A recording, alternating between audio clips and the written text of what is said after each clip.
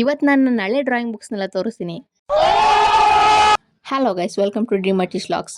ಈ ಎರಡು ಕಬೋರ್ಡಲ್ಲಿ ನಾನು ಹಳೆ ಸ್ಕೆಚ್ ಬುಕ್ಸು, ಡ್ರಾಯಿಂಗ್ಸು, ನಾನು ಯಾವಾಗ ಡ್ರಾಯಿಂಗ್ ಮಾಡೋಕ್ಕೆ ಸ್ಟಾರ್ಟ್ ಮಾಡಿದ್ನೋ ಅಲ್ಲಿಂದ ಹಿಡಿದು ಫಸ್ಟ್ ಇಯರ್ವರೆಗೂ ನಾನು ಮಾಡಿರೋ ವರ್ಕೆಲ್ಲ ಇಲ್ಲಿದೆ. ಕೆಲವೊಂದಷ್ಟು ಹಾಳಾಗಿದೆ ಕೂಡ. ಇವಾಗ ನಾನು ಮನೆಗೆ ಬಂದಿರೋದ್ರಿಂದ ಈ ವರ್ಕ್ನೆಲ್ಲ ಒಂದ್ಸರಿ ನೋಡಬೇಕು ಅನ್ನಿಸ್ತು. ಮೊದಲು ನನಗೆ ಏನೂ ಮ್ಯಾಟ್ರ್ ಆಗ್ತಿರಲಿಲ್ಲ, ವರ್ಕ್ ಅಷ್ಟೇ ಮ್ಯಾಟ್ರ್ ಆಗ್ತಿತ್ತು.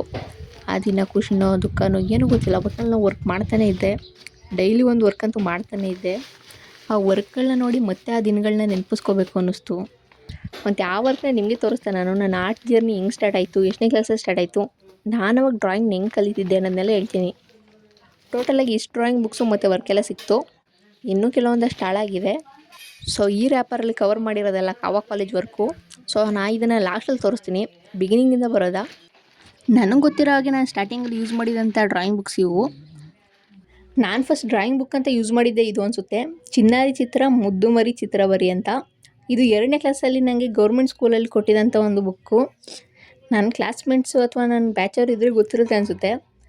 ಇದರಲ್ಲಿ ಜಾಸ್ತಿ ಏನಿಲ್ಲ, ಆ ಕಡೆ ಇರೋ ಇಮೇಜ್ ನೋಡ್ಕೊಂಡು ನಾವು ಈ ಕಡೆ ಕಲರಿಂಗ್ ಮಾಡೋದಷ್ಟೇ. ನಾನು ಅವಾಗ ಜಾಸ್ತಿ ಕ್ರಯನ್ಸ್ಗಳನ್ನ ಯೂಸ್ ಮಾಡ್ತಿದ್ದೆ.